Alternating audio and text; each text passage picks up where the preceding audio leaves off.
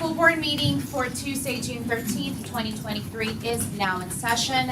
Thank you everyone for attending our meeting today. Today's invocation will be performed by Pastor Abraham Colon from Living Waters Fellowship in Kissimmee. The Pledge of Allegiance will be led by Tanya Culver, our assistant. The mission statement will be read by Dr. Belinda Reyes. Welcome back. And interpretation services will be provided by Dr. Lastenia Peñalosa, Executive Director of Multicultural. Now I will ask everyone to stand for the invocation if you wish to do so. Is Pastor Abraham here? Okay. I don't think I need a microphone. Let me just bow our heads, and we could quickly be reminded that the Apostle Paul, when dealing with the Church of Philippi, and they were having some troublesome times and worried, and he exalted them to say that we can do all things through Christ who strengthens us. And that is what I encourage everyone here today, that in the midst of any conflict or any turmoil, we can do all things through Christ who strengthens us. Heavenly Father, we come before your throne of grace. We thank you, Lord, for this day that you have made. We will rejoice in it and be glad in it, Lord. I ask for tempered spirits to manifest themselves. I ask, oh God, that you give the leadership of this board the wherewithal, Lord Jesus, to choose wisely, oh God, and that those of us, parents, are able, Lord Jesus, to withstand the decisions that are made here and be able, Lord Jesus, to support and be involved in the education of our children as we go forth to make them the men and women that they will be in our future.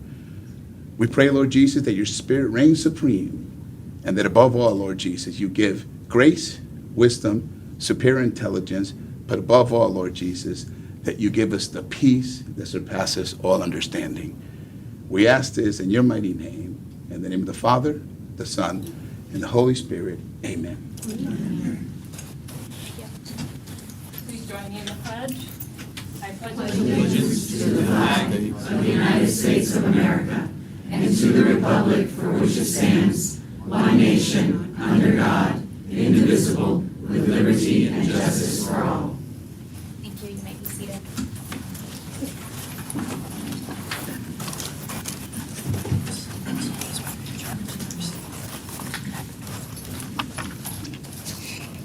Chairwoman Castillo, board members, each meeting, we read our mission statement to remind all in attendance the reason for our recommendations, decisions, and our reason for being. As a former Osceola School District Emergent Bilingual student, graduate, ESP, teacher, parent, volunteer, and now district leader, it is truly my privilege to represent just about every stakeholder group we serve in bringing such a focus on a night when you will make one of the most important decisions: to select our next superintendent who will ensure we not only follow, but that we live our mission, which is inspiring all learners to reach their highest potential as responsible, productive citizens. On behalf of all of us, I thank you in advance for your service.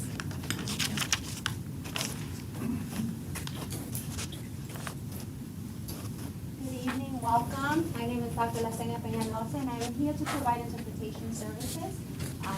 Bienvenidos. Mi nombre es la doctora Lastenia Peñalosa y estoy aquí para proveer servicios de interpretación. Gracias. Thank you so much. And board, this is a time when we typically center ourselves and provide positive comments. So I will go ahead and start with the member from District 5, Vice Chair Booth. Thank you, Madam Chair. My comments are brief and short and dedicated tonight to the service of Dr. Deborah Pace. Thank you for being a parent, teacher. You've been a principal, a dedicated leader for over 30 years to our district and our community. And may God bless you on your next venture. That's all I have. Thank you so much. Board Member Melendez. Thank you, Madam Chair. I just want to let the staff know that those graduation ceremonies were amazing. You know, it's always my favorite time of year to see the students walk across the stage. And every now and then I have an opportunity to go up to staff there that are the professors and teachers there and let them know that a lot of them couldn't walk without you.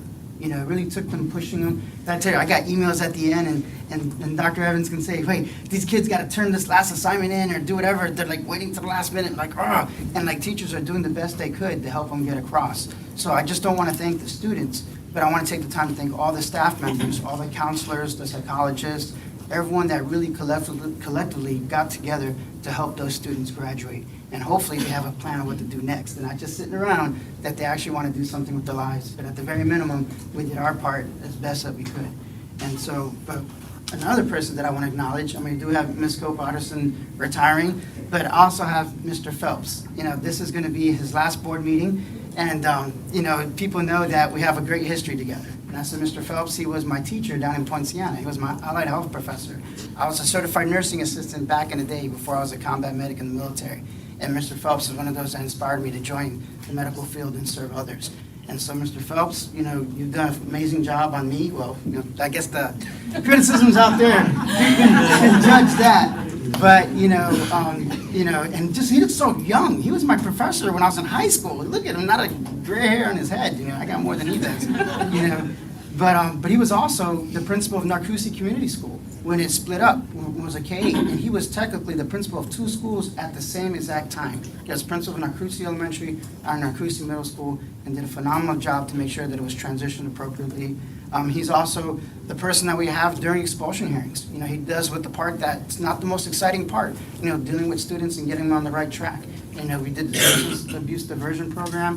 You know, we did a lot of things. He sits on school safety committee and made a lot of modifications. And so unfortunately, there's some more to do, but it was led by you, Mr. Phelps. And I just want to let you know from the bottom of my heart, you know, I'm here on the school board in part because of teachers like you that inspired me to be the best that I can be. And thank you for the service to the district, Mr. Phelps. Board Member Arguello. Yeah, I would like to thank the, first of all, good luck to you, Mr. Phelps. Good luck to you, Mr. Flowers, also. So I'd like to thank the hundreds of people who have reached out with a passionate and valid opinion regarding the superintendent pick. It means a lot that people have been paying attention and they have their own opinions and ideas, and I very much appreciate your input. I'd also like to thank the FSBA for all their hard work. I wouldn't say that this is probably the easiest one. I know it's always complicated when I'm involved for everyone else, so thank you for all of your hard work. I'd also like to thank our principals who, when most other people go home, our principals stay working. That's a year-long deal, so I appreciate the work that you guys are doing behind the scenes and set your schools up for success in the upcoming year. I'd like to thank all the parents and grandparents who have stayed invested in the outcome, who still come to these meetings even though it's summer. And lastly, I would like to thank the hundreds of our students who will go on to serve our nation. Many of them were celebrated when they graduated high school, joining the Army, the Navy, the Marine Corps, the Air Force, most importantly, the Army. I appreciate you. I love you. I'm here for you. Please let me know when you get to your next duty station. If you ever need a care package or whatever it is, I hope that you reach out to me and stay in touch. That's a brotherhood that never ends, so I'm just extremely proud of how many have chosen that path. And even if you didn't choose that path yet, those who will at some point in the very near future decide that that is the best path for them, just know that people will always support you. So that's all I got. Thank you. Thank you. A moment of privilege, Dr. Pace, if I can go before you. So I do want to thank FSBA, of course, for all of their hard work. And I also, Board, I want to thank all of you for being so focused during this time and so invested in the outcome. I know it's not easy for us to get along, but this was one of the times that I was so proud to be part of this board. So thank you so much for that. And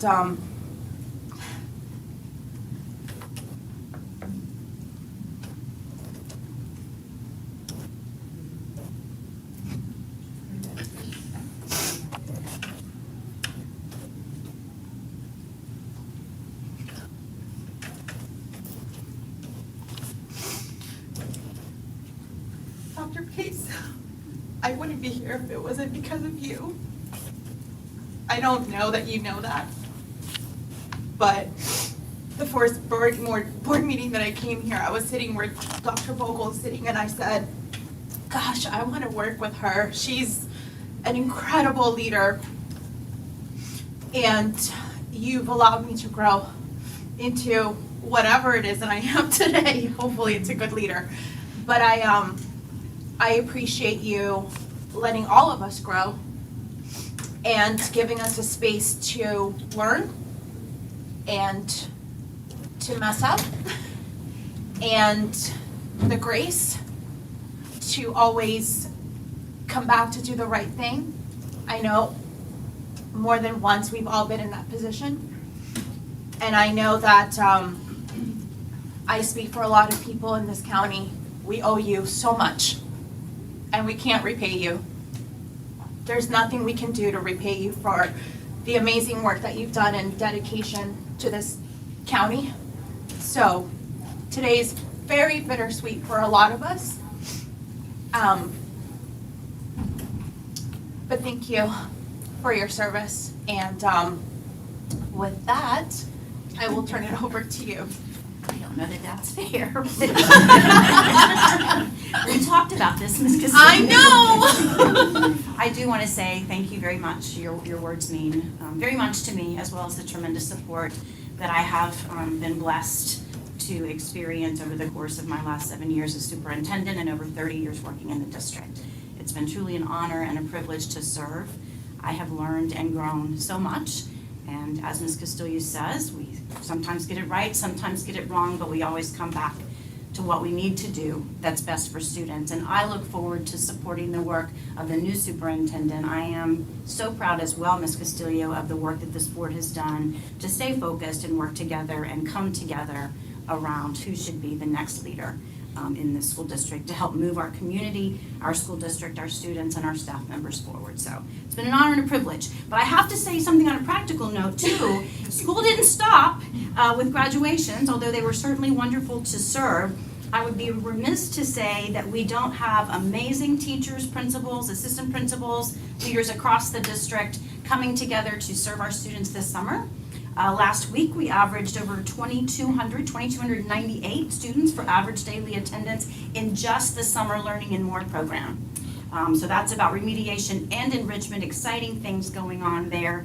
We've got bus drivers, we've got school nutrition services workers all coming together. We also have our Ingenuity labs are full. We did a leadership academy, I think it's yesterday or today and tomorrow at Neo City Academy. So just a lot of rich things happening for kids this summer, thanks to the dedication of our staff. And in the audience tonight, we've got Nick Ehlers, Evelethel Meta Garcia, I think Michelle Henninger is somewhere, and Tia Brown, who were just instrumental in pulling these plans together right at the end of the school year when everything else is going on. So we're taking full advantage of the American Recovery Plan dollars that were committed to specifically summer school for kids. Those dollars expire in September of 2023 to really help move our district and our student achievement forward. So I want to say thank you to all of you guys. It's great work happening out there, and look forward to everything else to come. Thank you. Okay, so we'll move on to the next section. We are doing presentations, and the only presentation today is from the high school wrestlers and weightlifting state champions, and that will be presented by Rick Tribbett, athletic director of Osceola High School, and also Corey Un, wrestling coach of St. Cloud High School. If you are ready, we are ready for you. They might be right out of this door, Dr. Ellis.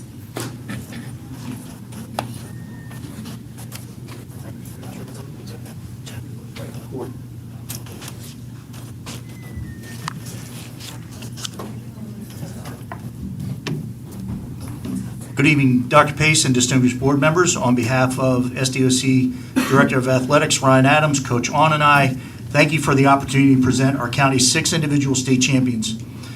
As you all know, Osceola County Schools has a long and distinguished reputation of producing talented and accomplished student athletes both on and off the field of play, and this year is no exception.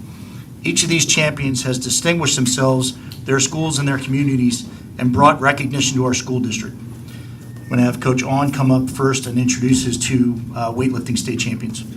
Thank you. Good evening, I'm Coach On. I'm the weightlifting coach at St. Cloud High School. Our first state champion is Abby Davis. She placed second last year by one lift, and this year she won the state title very handily. Also has the school and county record. She bench pressed 170 pounds at a body weight of just 107. She's one of our greatest weightlifters, only our fourth state champion in school history, and definitely continues our long tradition of weightlifting at St. Cloud High School. And unfortunately, she's a senior, so I'm going to miss her, but our next young man is Mikey Ziss. He is only a sophomore, and he has already won 2 state titles. And the way weightlifting works, he can win as many as 6 state titles at St. Cloud High School, tying like our county record that Brett Williams at Osceola had with 6 state titles in track and field. But Mikey, at a body weight of just 112, clean and jerked 215 pounds to set the school and county record. He's also traveling to Colorado Springs to compete at nationals. We're hoping he makes one of the Team USA international teams to compete for Team USA, as St. Cloud High School's had a few of those over the years.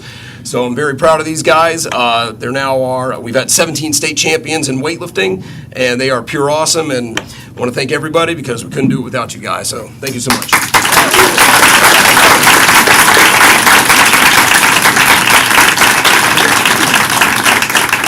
Okay, our next state champion is Nelson Toro of Harmony High School. Nelson wrestled in the 285-pound division, and he is the school's second state champion, but the first undefeated state champion at 46-0 this year. In addition to winning the state championship, he finished 8th place at the nationally renowned Super 32 preseason classic. He also won OBC district and region titles en route to his state championship. Nelson Toro.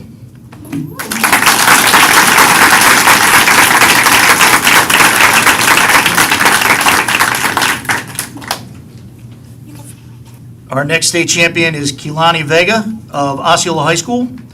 Keelani has the distinction of becoming the first FHSAA sanctioned state champion in girls wrestling. She went 39-1 on the year. Her only loss was up a weight class against the girl who ended up winning the state championship at 106 pounds. She also won Knockout Christmas Tournament, OBC district and region titles. She was named the National Wrestling Hall of Fame Tricia Saunders High School Excellence Award winner and the OBC Female Player of the Year. She will continue her academic and athletic career at Gannon University this fall.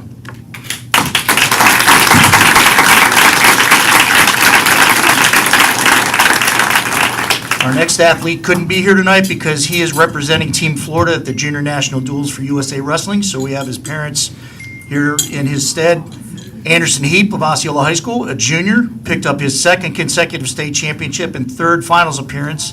Went 56-2 on the year, with both losses coming at the prestigious Powerade Christmas Tournament in Pittsburgh, where he placed 7th among some of the best wrestlers in the nation. He also won the Knockout Christmas Tournament, Cradle Cancer Tournament, OBC District and Region Championships, and as I mentioned, he's representing the state of Florida at the USA Wrestling Junior National Duels this weekend. Anderson Heap.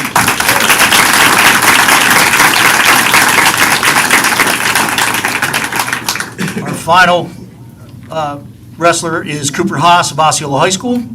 Cooper is only the second 4-time state champion in county history, going 49-1 this year. His only loss came in the finals of the Powerade Christmas Tournament to the number 2 ranked wrestler in the country. Cooper finished 4th at the Super 32 Challenge, considered the best prep tournament in the country, along with being named the Florida Dairy Farmers and FACA Mr. Florida Wrestler. He was also the National Wrestling Hall of Fame Dave Schultz High School Excellence Award winner and the OBC Male Athlete of the Year. Cooper will enter the U.S. Military Academy at West Point Prep School this fall to continue his academic and athletic career while serving his country. Cooper Haas.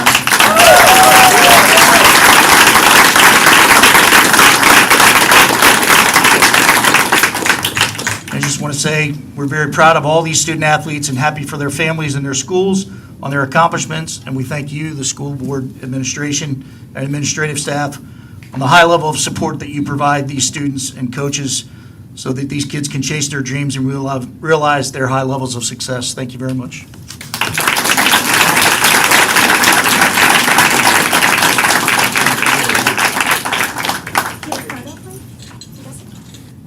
Let me move.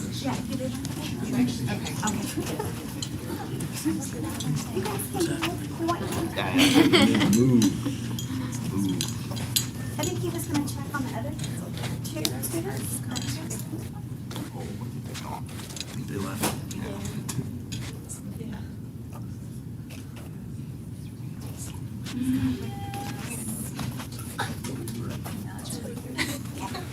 Hey, guys.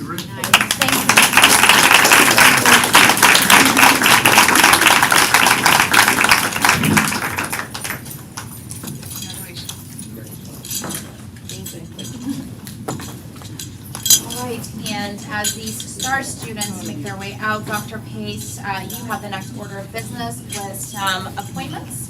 I do. If I could ask Ms. Yvette Punzoa to come to the podium, please.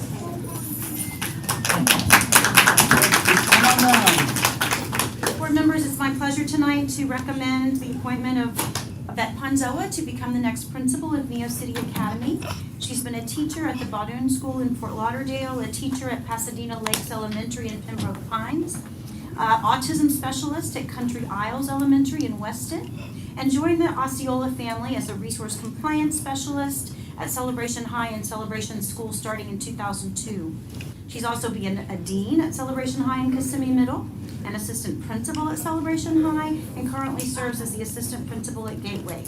She has her bachelor's degree in elementary education, a master's degree in varying exceptionalities, and an education specialist degree in educational leadership from Nova Southeastern University. And she was the approval of the 2023 to 2024. I have no idea what that is. 3.03 approval of the 2023 to 2020. We'll stop that far going. She was the resounding choice of both the student panel and a teacher panel that participated in the interview process at Neo City Academy to continue in that leadership there. So, board members, with your approval. Motion to approve. I have a motion by Board Member Arguello, a second by Board Member Cahoon. Board, all those in favor? Aye. Opposed, like sign? Congratulations.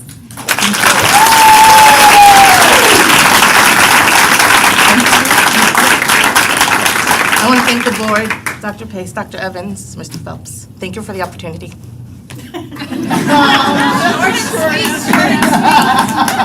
Love it. And now if I could invite Ms. Danielle Marfara up to the podium, please. Board members, it's an honor and privilege tonight to recommend Ms. Marfara to be our next coordinator of college and career.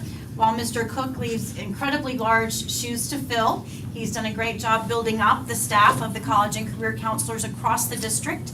And Danielle has exhibited tremendous passion for helping us to continue along that same path of exciting opportunities, post-secondary opportunities for 100% of our students moving forward.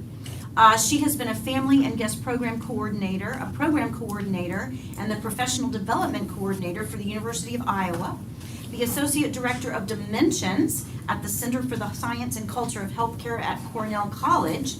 She joined the family of Osceola County Schools as a teacher at Poinciana High School starting in 2017, as the avid teacher and coordinator at Westside K-8, and currently serves as the college and career counselor at Poinciana High. She received her bachelor's degree in psychology from the University of Central Florida and a master's degree in higher education and student affairs from the University of Iowa. My recommendation, Ms. Danielle Marfara. So moved. Second? Motion by Board Member Arguello, second by Vice Chair Booth. Board, all those in favor? Aye. Opposed, like sign? Congrats.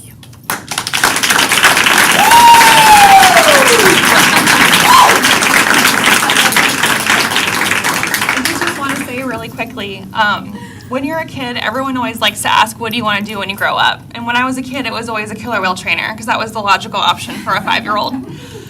For as long as I can remember, that was my answer. But as most of us can identify with, as we grow, our understanding of our dreams and career shifts. We learn about who we are through life's experiences and try our best to align our work with both the life we see for ourselves and our responsibilities. This is a normal part of our development and growth. It's also the foundation of my mission to ask students not only what they want to do when they grow up, but make sure they have the appropriate resources and support that aligns with whatever they see their ambitions as they go through our school system, whether it be continuing education, enlistment, gainful employment, or any kind of combination of those post-secondary options. To apply less pressure to knowing the singular perfect career upon high school graduation at 18 years old, and more on the successful plan to pursue whatever comes next, even in the face of adversity and change. I've grown far and beyond what I ever thought possible in those childhood dreams, and as a result, I've had the privilege to be appointed to this role tonight by the board. I'm going to wrap this up and keep this quick, but I did have a couple of thank yous that I wanted to share. First and foremost, thank you to the board for your appointment tonight. Thank you to Mr. Anthony Cook, my predecessor, my guide, and my mentor throughout my time as a college and career counselor at Poinciana High School, and even long before that. I can't walk off here without saying thank you to both Christy Ray and Jeffrey Schwartz, principals I've had the privilege to serve under, who opened doors to the leadership potential that I needed to see as I prepared for impact for district-wide improvements. I owe Ms. Lynette Burton a thank you. Her partnership, idea sharing, and insight allowed us to bring college and career work at Poinciana High School to the highest level it's ever been at Poinciana High School. I need to thank my parents. I need to thank my in-laws, my grandparents, my aunt, my sister, who's also a public educator and community changer. But most importantly, I also want to thank my interview committee, Mr. Flowers and Dr. Allen, for their time and their insight. My husband, who's my unshakable partner in this educational journey, Mr. Joe Malfera. And I also want to thank Dr. Pace and Dr. Evans for believing that I have what it takes to not only keep Osceola County on the map as a statewide leader in college and career initiatives, but really elevate us to the next level. So thank you all for your confidence, and I look forward to our journey together. Thank you.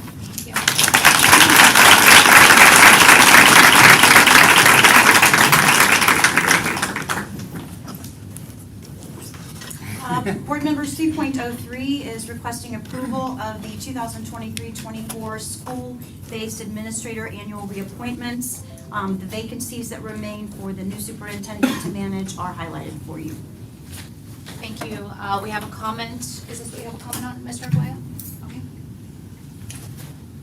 Yeah, You're recognized. thank you. I just wanted to thank you guys. Good luck in this upcoming year.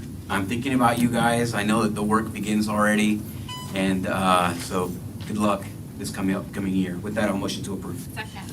We have a motion by Board Member Arguello, a second by Vice Chair Booth. Board, all those in favor? Aye. Opposed, like sign. Thank you. Next item? And 3.04 is the approval request for the 23-24 district-based administrator reappointments. Again, the vacancies that remain for the new superintendent to fill are highlighted for your review. Motion approved. Second. We have a motion by Board Member Melendez, a second by Vice Chair Booth. Any discussion? Mr. Arguello, you are recognized. Yeah, I questioned the wisdom of making some of these appointments prior to the new superintendent. It seems like some of these positions may be one that he or she may pick for themselves. I think that we're kind of jumping the gun considering that we're going to pick a new superintendent tonight. Thank you. I have a motion and a second. Board, all those in favor? Aye. Opposed, like sign? Did you? I'm an aye.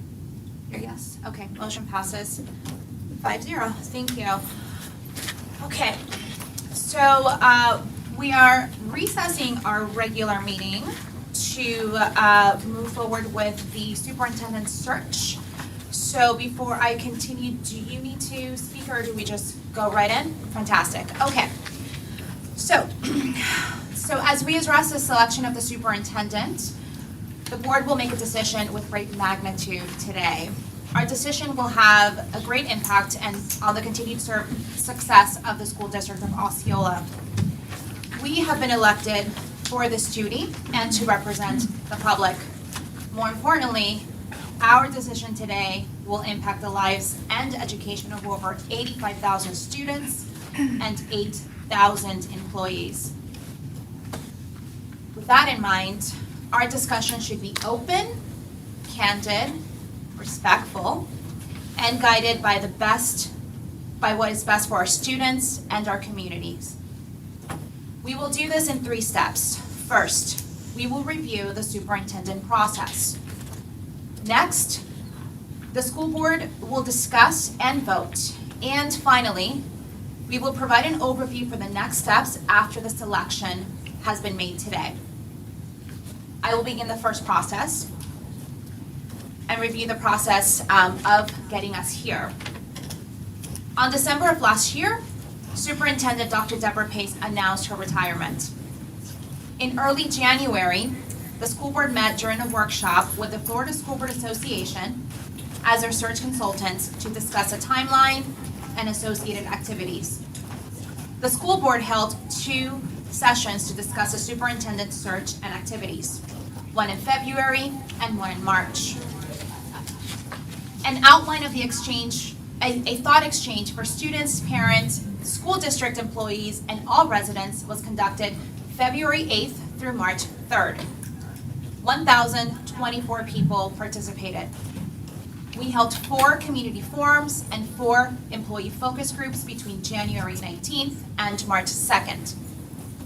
Advertisements for the superintendent position ran from March 10th through March 14th. We received 32 applications.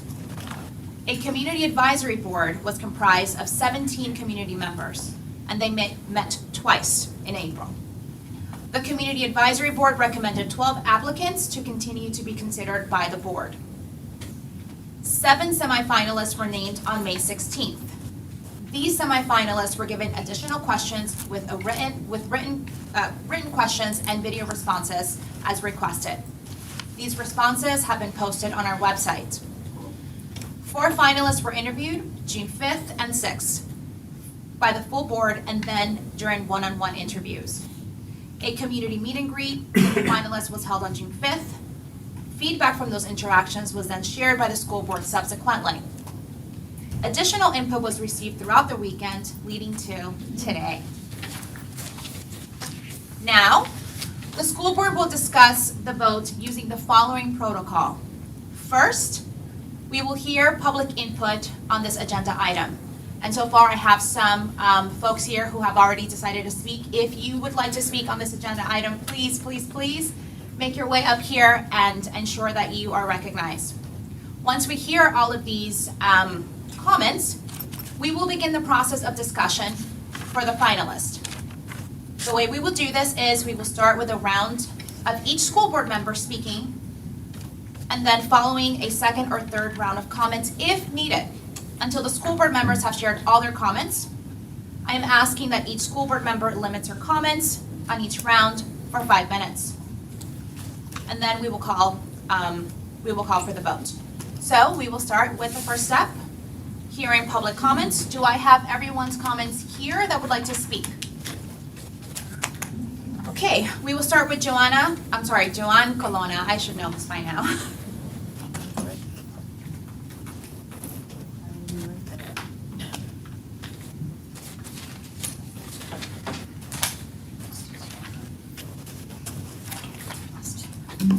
Good evening. Dr. Pace, I'd be remiss if I didn't recognize you tonight as long and hardworking in your position.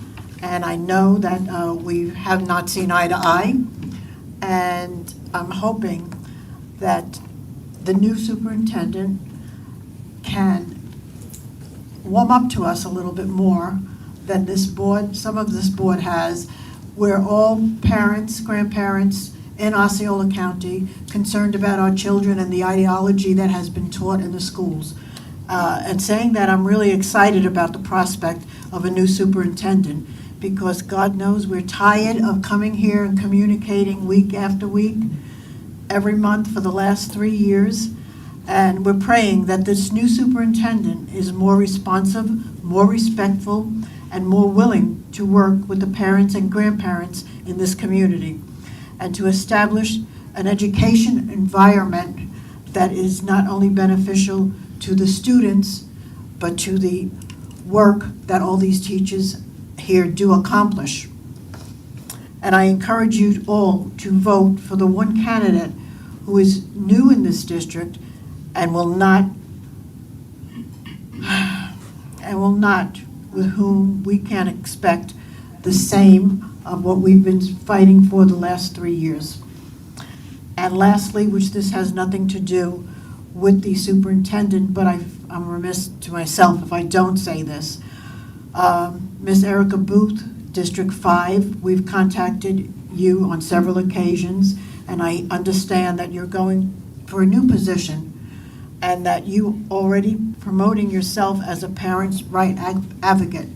And I'm sorry to say that you have not been an advocate on the school board in a short time, so I cannot see you performing well in that position either. Thank you. The next person we will call upon is Anna Muse.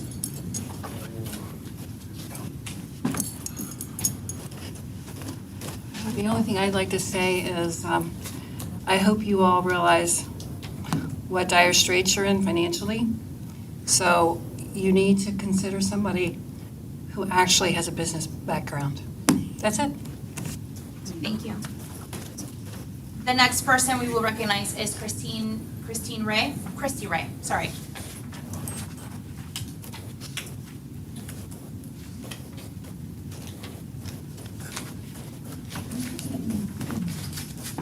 So nearing her last board meeting, I just wanted to take a one last opportunity to thank our leader as she takes her leave. Dr. Pace, thank you for the opportunity to work with you. Thank you for your leadership, guidance, and patience. I aspire to your grace and composure in the face of adversity and your kind eyes when grief struck our campus.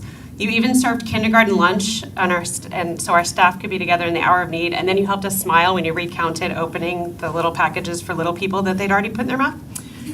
I love it here, and I'm thankful every day for the opportunity you afforded me 5 years ago. So I did want to take a minute to talk about our superintendent candidates. We're so fortunate to have 3 great candidates who will serve our county. They all have strengths and merits and have served students well through their careers. But our new superintendent has a huge task in front of them. They have very big, not literally, shoes to fill of Dr. Pace with 5 upper leadership positions, all while maintaining the culture of this great county. We're safe here to grow and show vulnerability, and we need someone who has the ability to balance hard conversations with the encouragement and support while we work to engage our students. We want to keep that we are growing, but we want to keep that small feel and customer service of a smaller district, and we need someone who can guide us through that big change as all of our great leaders take their much-needed rest. We need someone with a solid entry plan that was based on data and has some accountability measures both for themselves and for us. And we put our trust in you and really trust that you'll make the right decision. I know it was very well vetted, so I appreciate your time. Thank you. Thank you so much. Next, we will recognize Rhonda McMahon.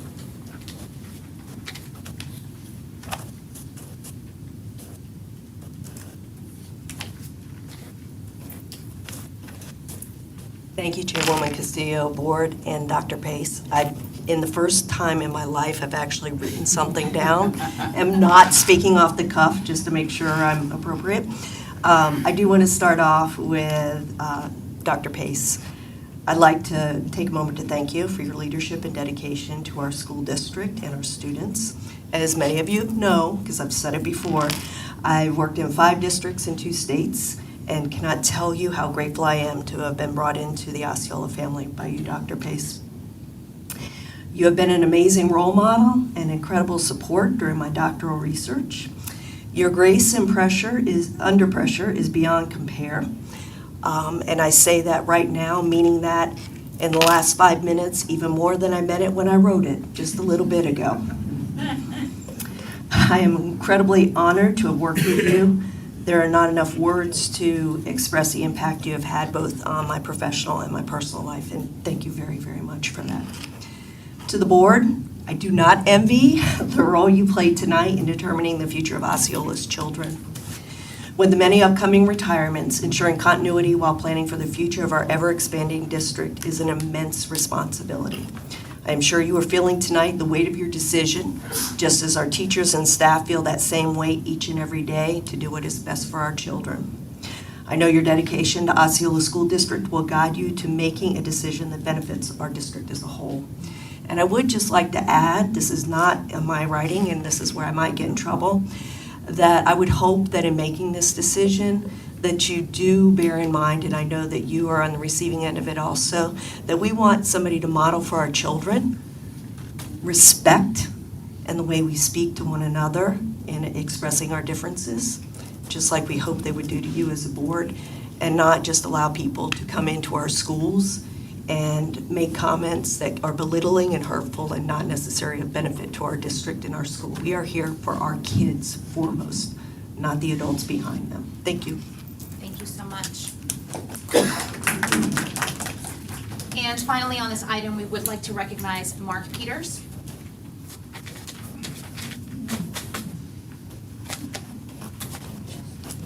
Mark Peters, 4315 Beale Court. Thank you, Dr. Pace. Thank you, Board. Dr. Pace, one thing I say, I hope the next superintendent models after you is the quick response I do get. I know maybe that's all the same for everyone who does send you an email, but I appreciate that. And I think why we're encouraging you to step out that day to go to Gateway and be directing traffic, you and Tanya might have made a decision why you decided to leave because you found something better. Because shortly after that, you made your announcement. I don't know if you want to stand out there. Yes, you did. And it was awesome. I have pictures and videos. Well, thank you guys. It's not an easy job you guys have, the 5 of you. And I'm sure in your mind, you've already made that decision. You've seen everything, read everything, heard from them one-on-one, secretly met with them, squeezed them tightly when they didn't answer, pressed in on them, and you got what you need from them. But that's all up here, right? And it comes down to the heart. You have to make a decision there as well. And in that position that you're making a decision here today, you have to look in the faces of the children you're going to be making a decision for. Every action, every decision, it comes with a consequence. It could be the bad, it could be good. But when you weigh these decisions in life, we always have to think of what tomorrow will hold and how long we want the decision we make last.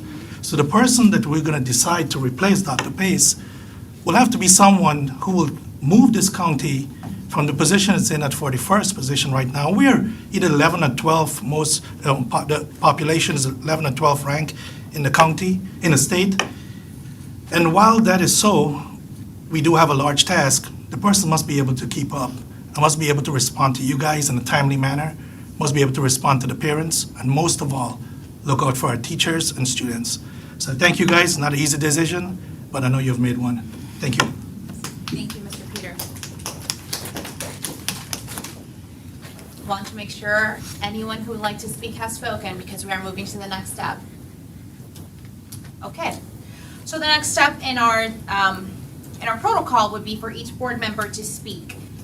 Board members, I will remind you that you will have 5 minutes to speak on your topic, whether it is the candidate or the process. We will have several rounds of this up to the point where we make our decision. I will remind you, as we have done in every step of the way, please continue to be respectful and kind, as these are folks that, this is what is expected of us. Yes? Would you like a timer for the 5 minutes? I would like a timer for this. Thank you. I will begin by district. Of course, I will not speak first as a chair. I will speak last, but I will begin with District 2. Board Member Melendez, are you ready for your comments? Yes, ma'am. Thank you, Madam Chair. And it was kind of the opposite. I wanted to prepare these statements, but you know what? I do want to speak from the bottom of the heart because it was a lot of work. And I can say FSBA, I can say my colleagues, there were a lot of interviews. We had a community advisory committee that ranked, not ranked them individually, but took the time to look at the resumes and give us what they thought was really moving this district forward. And it seems like an opportune time for Dr. Pace to step down at this time, to retire and just enjoy the hard work that she's done. Because this really isn't about the negative, this is about the future. When I went to the school board association meetings about a couple years ago, when I first got elected the second time, I accidentally went into the wrong room. There were groups by small districts, medium districts, and high districts. I went to the small district side. Like Mr. Melendez, Osceola County is no longer a small district. It is a medium-sized district. We have 70,000 students. We have X number of schools. We have an ERP system, which is the computer-based system. We have terms that's been around for so long that the code is COBOL. The schools aren't teaching that programming language anymore. So at some point, that has to transition. So a superintendent that sits there and says, this is a medium-sized district. We have a interlocal agreement that needs to get revised. Growth is extremely, well, I would honestly say it's out of control a little bit. We have to have a school district revise that agreement with the county and the cities to sit there and say, wait a second, the school district infrastructure needs to catch up. And we need a leader that's willing to stand up to them and really advocate on behalf of the school district. We have an ESC focus group that had mentioned that, again, the times of a small district and a large district are different. We have that ESC population spread out. We need a strategic vision and a strategic plan on how to reorganize the way that we run our schools. As a matter of fact, I said it a couple times at different board meetings. This is an opportunity to really reimagine what it's like to operate a school district. Let's pretend that we're creating a school district from scratch. That doesn't mean that you burn the house down. You have to look at it from a different perspective, a different lens, and say, okay, what about that org chart? Can we reorganize it for greater efficiencies? That doesn't mean get rid of employees. One of my candidates that I'll tell you that I support said that the talent resides here in Osceola County. It's just a matter of realigning it to focus on one mission. And so when I look at all those major reforms that need to occur, only one candidate really stands above the rest. And I had mentioned it before, that when I looked at the resumes and I said Dr. Mark Chernoff is the only person that has that well-rounded experience of being an elementary school principal, a middle school principal, a high school principal, a chief operations officer, an IT director, a chief IT person, has an MBA, a master's degree in business administration, and also a master's degree in leadership and education. This is the perfect person that molds both sides of the fence. And so my expectations were high. And so when we did those interviews, I was looking, okay, it could look great on paper, but can they have that passion in real life? And boy, did he knock it out the park. And I'm not saying anything negative about the other candidates, but he couldn't even finish all of his answers. There were 3 board members that asked questions because he was so articulate. As a matter of fact, on the workshop, he was the only one that didn't have pre-answers or notes. He was one writing notes. The other candidates had predetermined answers based on a question. They'll look down and kind of get referenced, which is nothing negative. Again, I'm not trying to be negative. I'm just being as honest and transparent as possible. He's the only one that I was actually listening to. He talked about, some folks talked about reform and innovation. He said that when he was a high school principal, there was a low percentage, quartile that wasn't performing well. What did he do? He broke up that cohort and put him in an honors class. And the student says, I wasn't an honor student. He goes, yes, you are. He had that high expectation and then was able to move them out without spending extra money. We didn't have to build the Taj Mahal. We didn't have to worry about creating an innovative program. He basically told them that you're an honor student. Now, did it work for everyone? No. But if that moves 2 or 3 students to the next high expectation level of academic achievement, that's what it's about. And the reality is, we need to look at this district, because it's a medium-sized district, we need someone that has that perfect blend of business acumen and academic excellence to make sure that this district is ready to move and transition and succeed as a middle-sized district that it is. So I support Dr. Meg Chernoff. Thank you, Mr. Melendez, for your comments and for respecting the time. Board Member Arguello.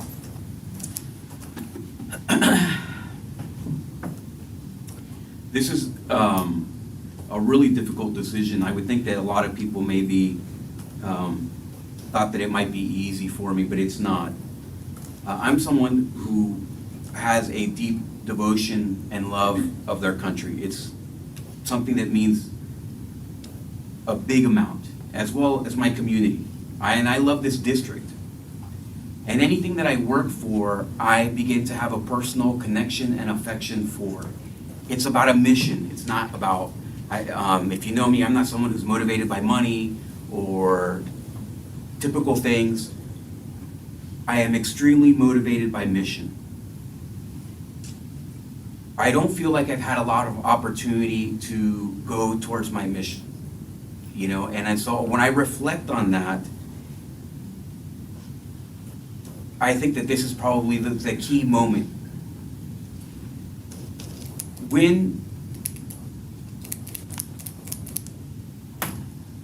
I think that the biggest need that this district has is one of leadership. And I've said that many times.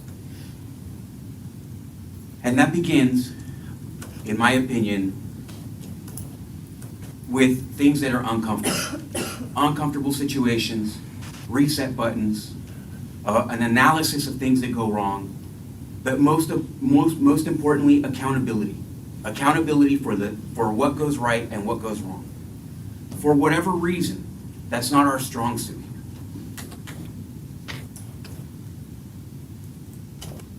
I think that this county needs to take some risks. I think it needs some creativity. I think it needs innovation. Those are things that don't happen when everyone is very comfortable. In the Army, when you get promoted, They take you away from the people that you have built relationships with and you love, your brothers, right? A squad of 9 guys. When you get promoted, they tear you away from that group and they insert you with people who you have no familiarity with. And they do that intentionally because leadership is not intended to be comfortable. It's a position of responsibility. And when you are responsible for lives, there's nothing more important, right? There's no better model. There's no better model for leadership than serving your country because it's the task of protecting lives is so important. That's what we do here. Except we're not talking about risking lives on a battlefield. We're talking about risking the educational lives of students at their earliest ages. And they have to, it impacts their entire lives, the entire trajectory of their lives. It's an awesome responsibility. Certainly this has not been a comfortable experience for me.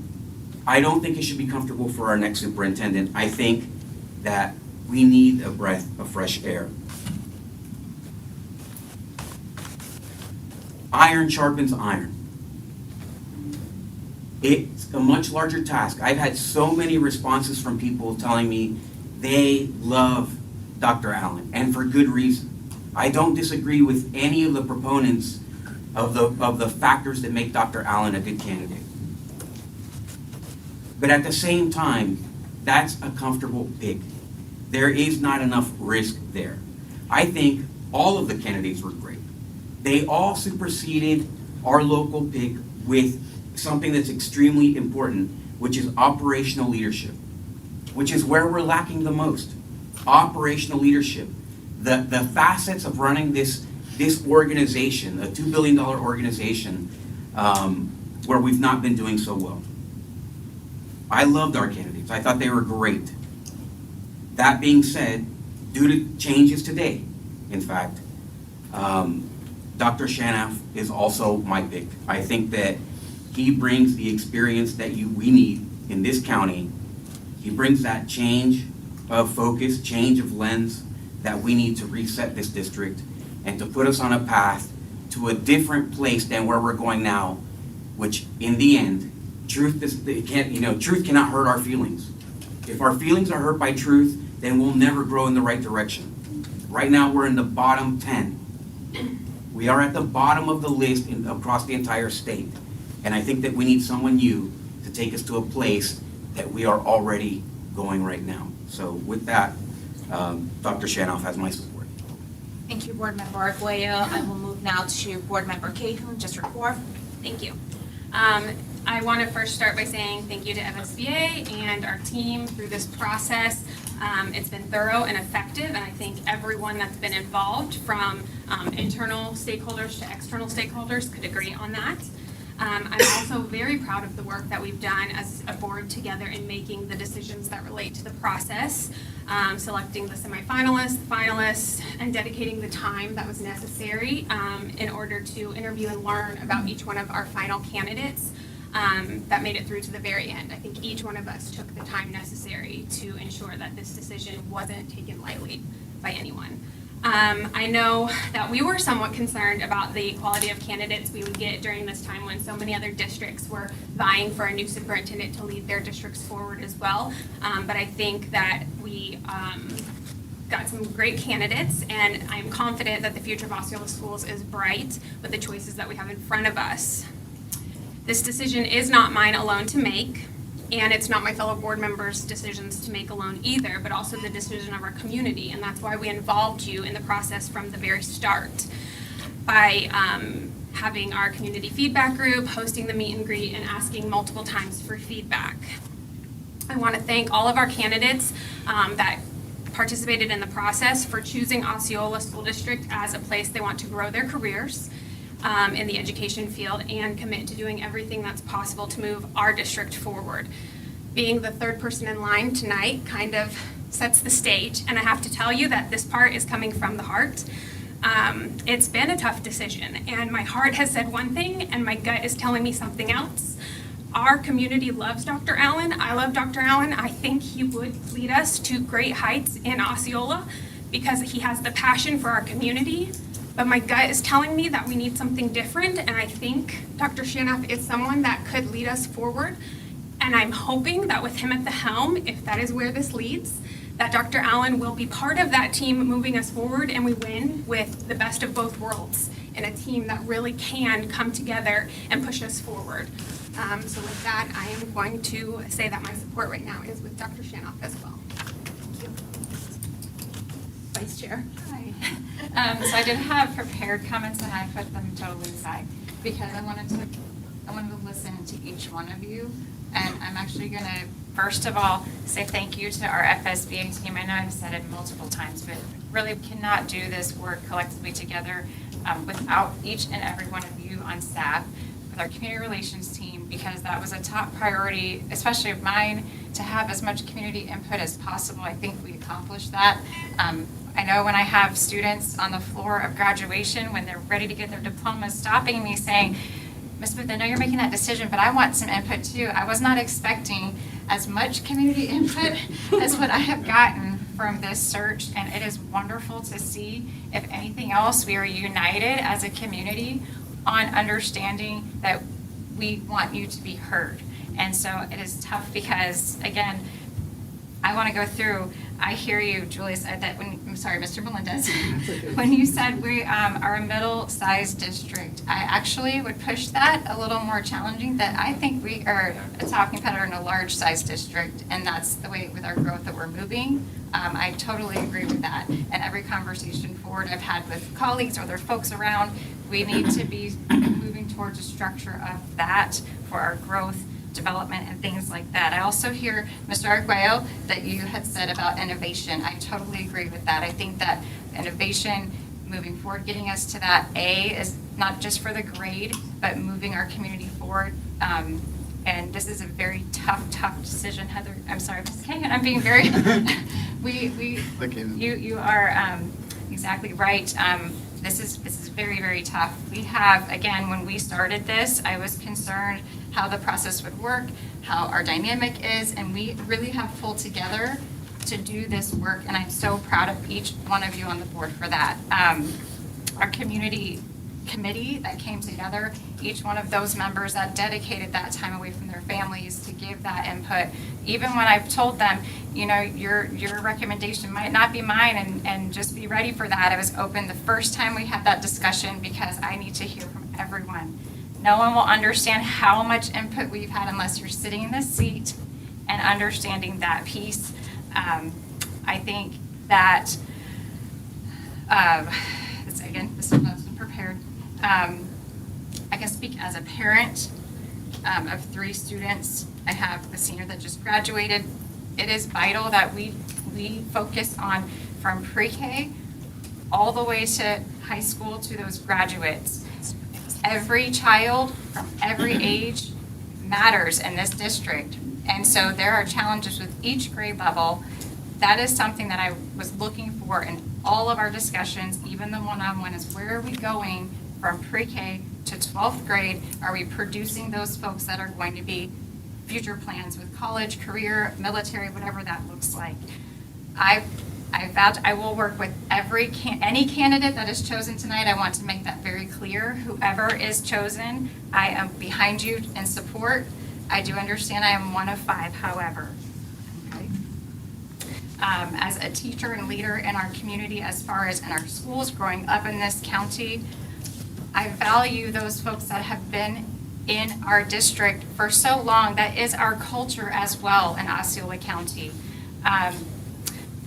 This is very tough, very tough, and I won't make it any longer. So my support is with Dr. Allen. Thank you, Vice Chair. So, thank you all board members, and I'll also be brief. First, I want to thank FSB. I was impressed and so grateful that you were the ones that were guiding us through this, because on top of it being very difficult, we didn't want it to be messy, and you made it so easy. So thank you so much for your professionalism, for your openness, for your thought partnership. It really made our lives a lot easier. And we've all mentioned some color of the same thing, but this board right here was the board chosen to make this decision. And we took it very seriously, and I can never thank you enough, because something that Vice Chair said, we at this moment are very united. We and the community are united in one goal, and I want us to remember that tomorrow. I want us to remember that tomorrow. The candidates that we received were incredible, and yes, I was concerned. And what that said to me was that folks want to be here. They want to be in Osceola. A lot of the folks did not even apply to other places. They only applied here because this is where they want to take their career to the next level. And so for that, I want to thank every single one of the candidates, whether you were a top 4, whether you were one of the 32, one of the 12, one of the 17. We looked at every single one of those applications. We were impressed, and we are so grateful and honored that you chose us. Thank you. When thinking about this decision, it wasn't just a decision about who is the next superintendent. For me, it was who is the next superintendent in this time, at this moment, to move this district to the next level. And for me, it was someone who had a great mix of business acumen and education experience. Someone who thinks out of the box, someone who will be uncomfortable, because that is where innovation happens. And because of that, my selection is going to be Dr. Mark Shanoff. And since I am the last person to speak, the next step is to either have another round of conversation, or if we are, I'll motion. we can motion. I'll motion to appoint Dr. Shanoff as the next superintendent. I second. Second. Okay. Ms. Conlon. Okay, thank you. So I have a motion from Board Member Arguello to appoint Dr. Mark Shanoff. And I'm going to read the motion as it reads, because there's just more to that, if it's okay. And to authorize myself to begin contract negotiations with legal counsel, Mr. Frank Kroppenbacher, and I have a second by Board Member Cahoon. Board, all those in favor? Aye. Aye. Opposed, like sign? 5 up.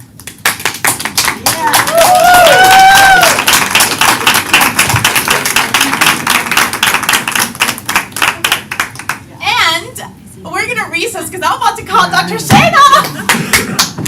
So we are gonna recess. I do have to make that phone call.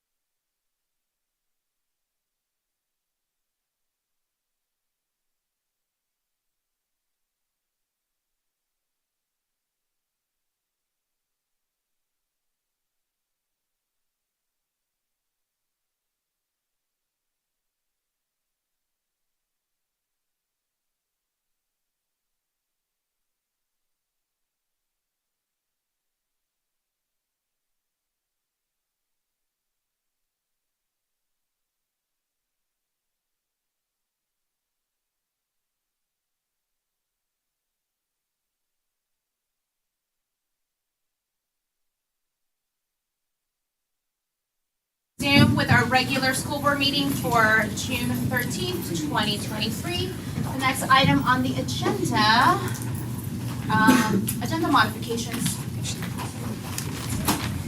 And I will begin with Board Member Cahoon. Do you have any agenda modifications? I do not. Thank you. Vice Chair Booth? None. Board Member Arguello? Yes, 8.06, 12.02, 13.01, 14.01, 14.02, 15.03, 15.04, 15.06. Okay, and we start regular in 14? Is that what regular agenda starts, team? Yes. Thank you. Thank you. Board Member Melendez? The only one that's different than Mr. Arguello's, I believe, is 1108. And did he mention, I can't write them down, 1501 through 1504? Not 1501. Okay, 1501 and 1502. Thank you. Dr. Pace? I have none. Okay, so just to repeat agenda modifications, we are taking out 8.06, 11.08, 12.01, I'm sorry, 12.02, 13.01, under regular agenda, 14.01, 14.02, 15.01, 15.02, 15.03, 15.04, and 15.06. Is that correct? That's what I have. Thank you. Motion to approve. The modifications. Modifications, sorry. as presented. Second. I have a motion by Vice Chair Booth and a second by Board Member Melendez. Board, all those in favor? Aye. And we'll start with 8.06. Mr. Arguello. Oh, actually, Mr. Arguello, I apologize. We do have, Ms. Isaacs, are you still here? Yes. She has a comment on this. May I take Yeah, a comment absolutely, of first? course. Ms. Isaacs, can you come 7.01? You have a comment on 7.01? I hope we're all on the same page. It's hard being short and not being on the same page. It's already been voted on, but your comment is on the record. April Isaacs, 1911 Kings Point Boulevard, Kissimmee, Florida, 34744. Good afternoon, evening, daytime, I don't know what time this is. Oh, it's night. I come to you to speak today on something that is vital, at least it's vital to us at St. Cloud High School, and I believe to Osceola High School, and that is Principal Nate Fancher, and making sure that he returns to his home, St. Cloud High School. Thinking about Nate and thinking about the situation and trying to be honest as we were asked to be, I think of this parable, let he without sin cast the first stone. And I think about the situation that Mr. Fancher put himself into. And Nate, I hope you're here listening somewhere. And I think about what Denzel Washington said about his mother. And you're probably going to think this is weird, but it is the epitome of what Nate Fancher is as an educator and a human being. Denzel Washington said, "My mother never gave up on me, not one time. I messed up in school so much they were sending me home, but my mother sent me right back and said, 'You better learn.'" And that's what I think of when I think of Nate Fancher. He's passionate, he's kind, he's loving, but most of all, he's forgiving. Let he without sin cast the first stone. Some colleagues of mine back there who didn't want to come up, they said, "Hey, stay, talk about this, talk about this." Well, here are some things that my colleagues have been saying for the last 2 or 3 months, as well as the folks in the back. We have a saying here in Osceola County, don't we? Every student, every chance, every day. Doesn't that exemplify what we want from our students? Then why wouldn't we want that from our teachers, our staff as well? Anyone here never make a mistake? I didn't think so. How do we learn? Mistakes. 4-year-old comes out, sees a hot stove. Does that 4-year-old come out of the womb knowing the stove is hot and shouldn't touch it? Nope, but you tell the 4-year-old, don't touch it. And what does the 4-year-old do? Touches it. And he learns a desperately painful lesson in life. We learn from these mistakes. Mr. Fancher should be given the ability to learn from his mistakes. One colleague said that he has seen all of us, teachers, students, parents, through the best of the years and the worst of the years, and been professional with every student. I remember him during COVID. Remember COVID? It seems like it was years away, but it wasn't. I remember Nate being a leader, making sure everybody had the shots that they needed, the time that they needed to go and get inoculated. I remember the hurricanes. Thank you. You're 3 minutes, Rod. I appreciate it. Thank you. May I leave you with one thing? Please and thank you. Nate, you're no Albert Schweitzer or Mother Teresa, but you're one of the finest men I have ever met, and you're the one that I want to teach my children, as you represent the very best of us and the harsh reality that life hands us, sometimes the worst. Please give your consideration. Thank you. Are you sure that wasn't my mom that you were talking about? I think it's everybody's, isn't it? Mr. Melendez, you're recognized. Thank you, Madam Chair. I know we already voted on it, but that's a great point. And I personally know Mr. Fancher for a very long time. And but one thing I would like to send out a message to, if we can make it as a tradition. Obviously, we have a new superintendent coming in, but I would like for him to also be able to do like a PSA announcement. You know, come here and say, hey, I apologize. You know, things like that, because I think that that is a teaching moment for others as well. That we aren't perfect, and so I just don't want it to be like the impression that there wasn't consequences. You know, even though he did, you know, it was publicly embarrassing, but I just think that for him to come up to the podium and tell people, hey, you know, I apologize, this is what I learned from it, and to be able to, and again, I'm not here to burn the man, because, you know, I support him and I voted, I'm not gonna redo the vote. But I'm just saying that I think that it sends a message to the rest of the district that at least acknowledge that mistake publicly and tell everyone, hey, this is what I'm gonna do to make it better. Thank you for your comments. Board Member Arguello? Yeah, this is not something that I would normally comment on because, well, for several factors. For one, this is a civil thing. It did not involve wrongdoing for kids or our students necessarily. It is a learning experience. Obviously, I wouldn't say that Mr. Fancher is like a 4-year-old necessarily, but certainly he is a good person. I don't think that that's in question. Everyone who knows him knows that. I think that the community also appreciates him. You cannot discount the level of quality he is as an educator. That's beyond refute. I was disheartened to know some of the details. I think that he's made up for it. I think that he understands it. I think that the biggest person that could come out in his defense would be the other person involved. I think that Mr. Fancher has done everything that he could have done to make things right. And that's the most important thing that we can be teaching our kids in this type of situation. When you make a mistake, do your best to make it right. And that's what he's done. And that's not something that, you know, people are really good at.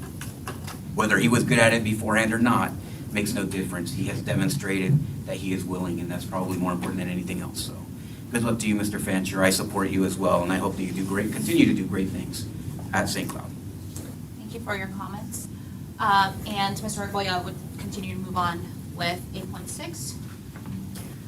Okay, so this is the reading plan for the school district. New superintendent, it only makes sense that this would be aligned. Is there anything in this item that would be harmed by allowing the new superintendent to become familiar before we pass it? I think that's going to be a theme tonight. There's a lot of things that are unnecessary that we should not have to do tonight, that we're doing them anyways, and it just seems like a complete disservice. The whole point of electing a new superintendent is for change. Not only are we not doing change with some of these items, but we're removing the opportunity for him to impact change as quickly as possible. That's all. Thank you. Does anybody in the cabinet want to answer? I think this is just a submission of what's already been done, yes. It has been fully revised to comply with the new state guidelines regarding making sure that we're using the science of reading for all of our baseline instruction for ELA. It's certainly something that could be altered by the new superintendent if they wanted to, but it is a requirement to get it submitted to the state. Thank you. Motion to Second. Thank you. I have a motion by Board Member Melendez, second by Vice Chair Booth, and I have discussion by Board Member Arguello. Yeah, I just want to mention that this is more than a $4 million expenditure. So $4 million is consequential. How you spend that money, I know that I would be offended if I were a superintendent and somebody spent $4 million on the eve of me coming in. And that's all. Thank you. I have a motion and a second. Board, all those in favor? Aye. Opposed, like sign? Thank you. We'll move on to 11.08, and that was Mr. Melendez. Yes, Madam Chair. Because I was looking at, it just says local, I'm not exactly sure. Is this like a substitute for bus drivers when we don't have enough to fill the void? Is this for like field trips and things like that to hire them? Like it says here, I'm not exactly sure what the strategic plan is. Are we trying to replace privatized bus driving or? No, this is for emergency services, for substitute services to fill in the event that we're not able to cover routes. I will share again that I attended a new driver class that started this week. We had, I believe, 14 of our attendants who have taken on the challenge of getting certified to be bus drivers. So we're working really hard to continue to build our staff and be able to cover all of those routes ourselves. As you know, in the past, we had a contracted bus service for which the service had become unreliable. We ended that contract and did a new RFP. This is for drivers who would drive our buses, not them providing the buses, and only in the event of a lack of drivers for a particular route. It's just kind of a backup plan, kind of like our substitute services. Right, it's kind of like Kelly, like the Kelly for buses. Correct. Okay. Motion approved. Second. I have a motion by Board Member Melendez, a second by Board Member Cahoon, and a comment by Board Member Arguello. Board Member Arguello, you are recognized. I just want to give some kudos to Mr. Creech. He is a tremendous person. He's more than a person, he's an asset at this district. I do kind of question the process here because we are beyond backup plan, right? We already missed bus routes. It's not like this is something that we may use, potentially use. No, this is, I imagine this is going to be used and waged immediately because we already have those needs. So then the question would be to ask the people who are driving for this other company, what is it that they're getting, right? That they wouldn't work for us directly, instead that they would come from another agency to come work for us so that we can improve our practices and increase the number of people who we have here internally. I mean, that would be the goal, right?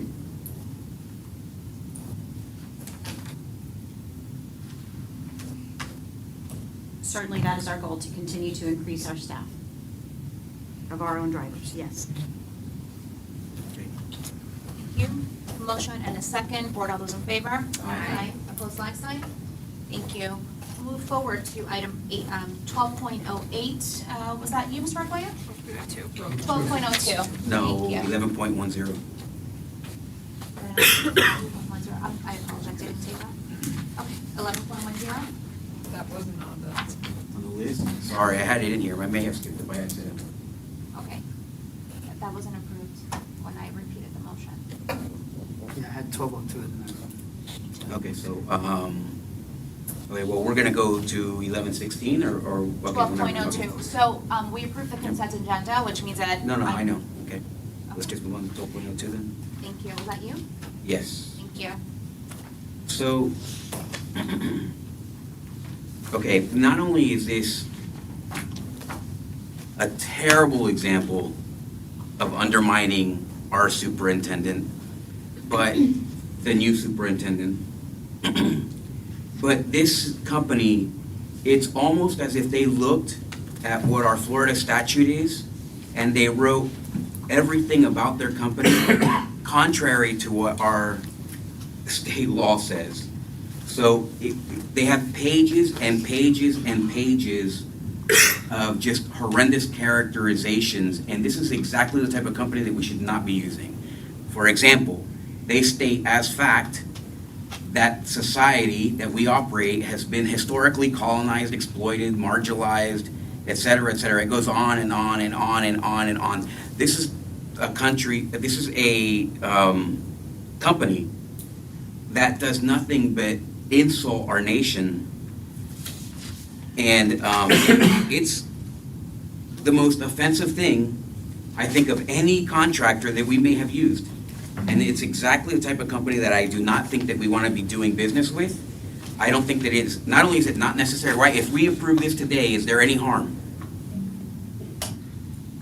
If we fail to approve this today, is there any harm to the district? This is a part of our community engagement strategy within the strategic plan. You utilized it during your superintendent interview process to get community input, but this is entirely at the pleasure of the board. Children are not going to be harmed if we don't move forward with this contract, but it has given us a service in order to be able to ask questions, get feedback from a variety of stakeholders in a way that is somewhat unique and different. We ask, we frame the questions, not the company, and then we use their tool, this platform, to be able to get feedback and work it through the system. But this is entirely up to the pleasure of the board. This company is like providing every child in our district a case of Bud Light. This is the most horrendous description of mission for a company that I have ever read in my entire lifetime. It is not only offensive, it is a grotesque characterization of our country.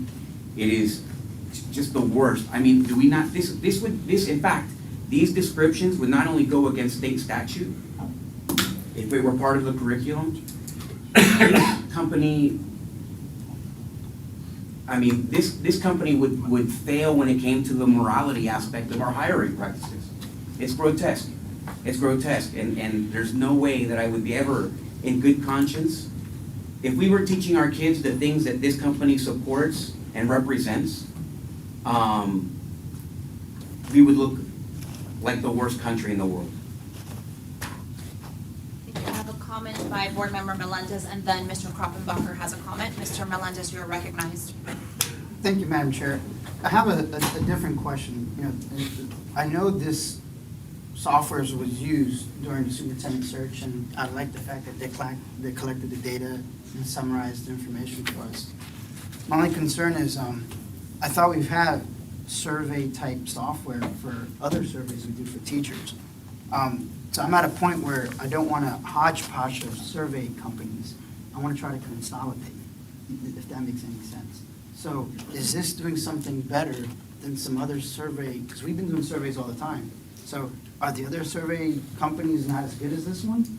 And if that's the case, let's have them substitute that. And I hate having 4 or 5 vendors to do surveys when we can choose like the best one, so to speak. We utilize the free platform for SurveyMonkey for very basic standard survey responses. This platform takes it to another level in that people can see, rate other things, and then the report that it gives you. I used it, for example, with the ESC focus group. We've used it with principals. We've used it with our teacher focus group when we were doing teacher forums. We've used it with students. It can be used for a variety of purposes, and a part of the strategic vision moving forward was that you could do something for each particular goal to seek community feedback, seek stakeholder feedback, and then rate it and move it from there. But again, this is up to the board. It is not a new contract. This was approved over a year ago by this board. We've utilized it fully all year long. This is a 1-year renewal, and there has been no infusion into the curriculum of anything that would be inappropriate at this time. Thank you. I do have a comment by Mr. Kroppenbacher. However, I will recognize board members first. Is that okay? So Board Member Cahoon and then Board Member Arguello.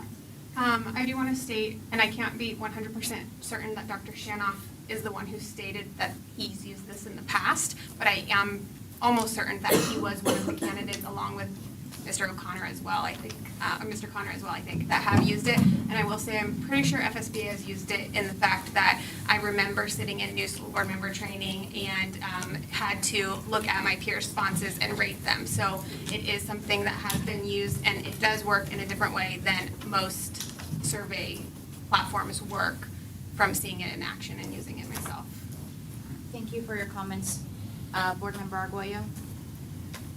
Certainly what we're not saying is that this is the only option, right? There are other options out there, and whether some people have used it or not everybody has the responsibility is charged by the community to go through the items and look at how we're spending the money. This company has It's literally I can't express it enough. I would read it, it's not worth my time. It is the worst, okay, set of missions. This is like the ugliest set of missions and description of company values I've ever seen. So we have an interest in doing business with the people, just like someone had mentioned earlier, with companies that represent our values. It's the same thing as the lobbyist all over again, right? We have an interest in promoting things and in behaving in such a manner that brings honor to our students, or what they represent. What we represent to them is what we want them to represent to the world. This company does not meet those goals, that idea, in the least. So I would just, maybe they didn't know, right? They're just using tools. But my job is to know what we're doing. I look deeply in all these things. Certainly, I would never, this is not a good representation of where we put our values. It's deeply political, and it's political in a deep manner. I mean, if Black Lives Matter were to come out with a platform that does surveys, they would have a hard time competing with them in terms of their values. And would we use that company? I would say that would be a deeply political issue. It's just, in my mind, I don't think that that's worth doing business with. I think that our job is to do business with people who promote positive values. Thank you, Board. Mr. Melendez, you have another point of discussion, and then we would entertain a motion or follow the direction of Mr. Koppenbacher. Mr. Melendez, you are recognized. Thank you, Madam Chair. I'll make it brief, because I went to the website and it says here, intelligence to help solve the challenges. We aim to be, thoughtful discussion, complex, diverse topics. I don't see anything that Mr. Arguello is referring to unless it's somewhere else. But, the reality is that I have no problem with approving this and we'll move forward with it. I just want to be strategic about not having 4 or 5 survey companies that we kind of talk about it and say, if this is the best engine to move it forward, that it replaces the other ones so we don't have a hodgepodge of software vendors. Thank you. Mr. Koppenbacher, I'll waive my comments. waive your comments. Just will point out I spent 2+ days at the Florida School Board Attorneys Conference this weekend. What overrode everything that was discussed was the reality of the political environment we are in. And the reality that Tallahassee is prepared to punish those who cross that line. Unless it's urgent, I'd like to table this to the next meeting because I want to make sure that this isn't targeted. I mean, from what I can tell and what I could tell early on when we were looking at it, they don't deal with students. They only collect data and transmit it and give it back. But in light of what Mr. Arguello was raised, I want to make sure behind the scenes it's not being put on somebody's target list and we inadvertently get into it. I'm telling you, it's that serious of what's going on behind the scenes. And I know Ms. Booth was up there and she's seen it when she was working for the district. It's a different environment. So I'm cautioning you on the political side, less than on the legal side, but they're all colliding now. Okay. If the board wants to table this for the next meeting, I would entertain a motion to table it. Motion to table. Second. I have a motion to table the item until next meeting.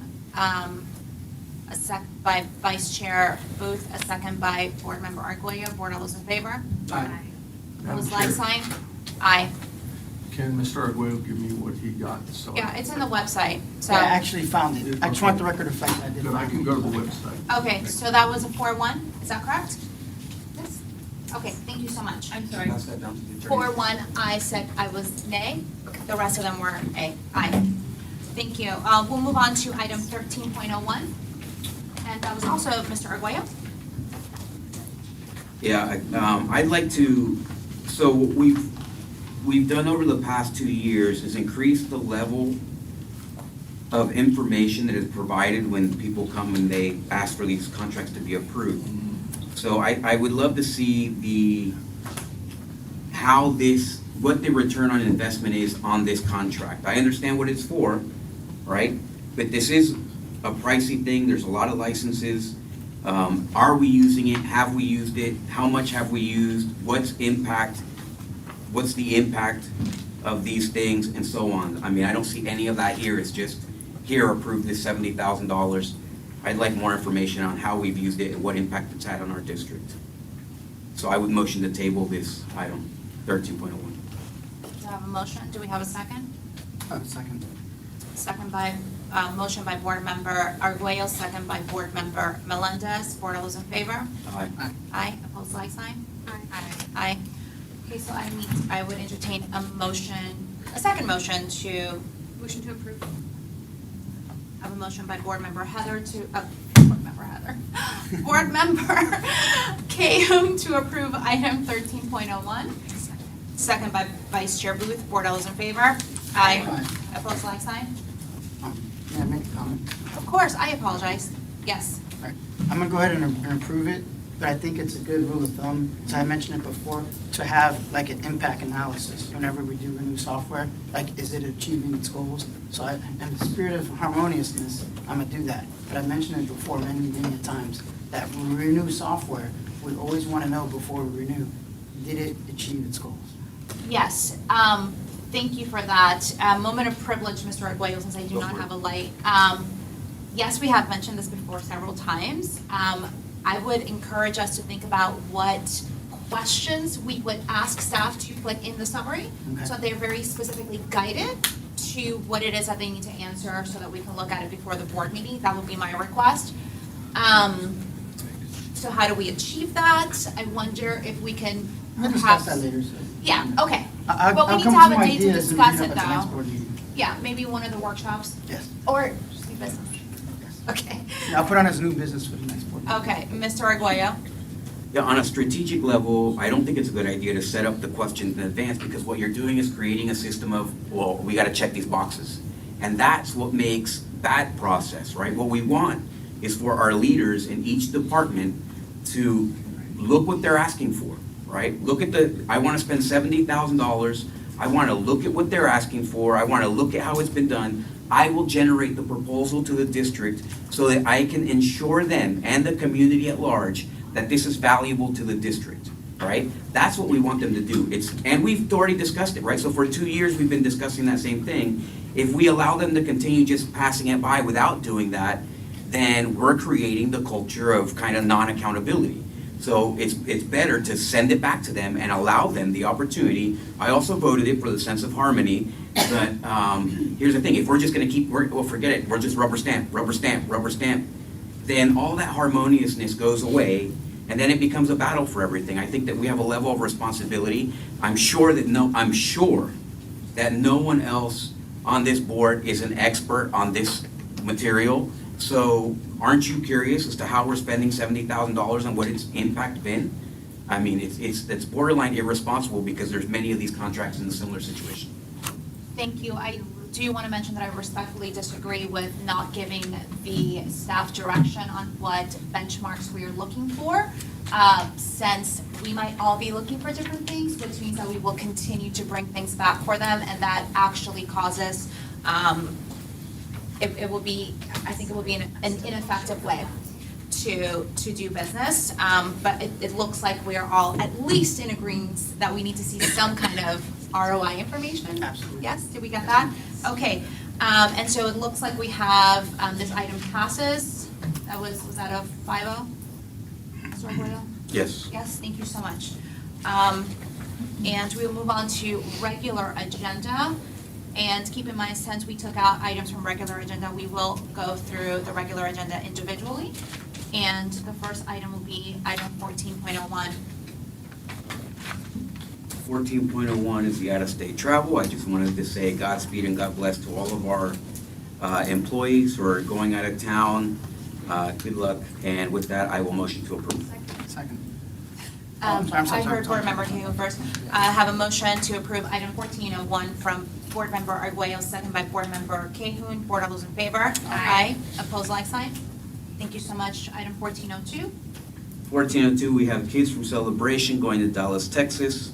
kids from Neo City going to Dallas, Texas as well, our kids from Harmony High School going to North Carolina, and our kids from St. Cloud going to Indiana. So I wanted to again say, God bless you, good luck, be careful, have a safe trip home, hopefully with positive results. And with that, I will motion to approve. I have a motion by Board Member Arguello, second by Board Member Melendez. Board, all those in favor? Aye. Opposed, like sign? Thank you. Item that is all. 1501. I believe that was Mr. Melendez? Yes, Madam Chair, and it's the same issue with all 1501 to 4. Looking at the job description, I think that with the new superintendent coming in, that's part of their job is to kind of relook at the way that we do things on the org chart. And so, I mean, I guess we can improve it now, but the new superintendent's going to have a new eye to look at it and say, okay, how can we make it more efficient or better? And I just don't want to, I guess we could vote on it, it's not a big deal because he can always change it again. I just felt like it's like a double whammy. We can just wait for the description to kind of get modified. You have a moment of privilege to make a comment on this. I understand what you're saying, however, these are job descriptions, and if I'm not mistaken, these are jobs that need to be filled before the new year, is that correct? Or are these These are not just moving up? positions. Wait, and I'm confused now, wait, because the revision of description, not positions. Descriptions. I have a list. I said descriptions. No, I'm saying, but they're not vacant though, right? Am I on the wrong Yeah, impression? I could So be wrong somebody's- about that. Somebody's in that position now, we're just changing the description. Or is it vacant and we're changing the description, waiting for somebody to fill it? Okay, item 15.01 is a new job description. Our current computer tech ones, we've had a lot of turnover and it's been hard to help them build their skills without a career pathway.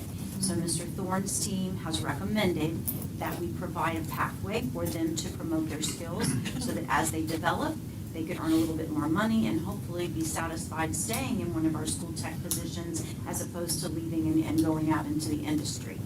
Item 15.02 is also a new job description, which would allow us to set up transportation using alternative resources. So instead of a big yellow bus to carry 1 or 2 kids, or a contracted service to carry 1 or 2 kids, we would have a job description for a small vehicle operator. There's still a level of safety that's required. They would make less than a regular bus driver.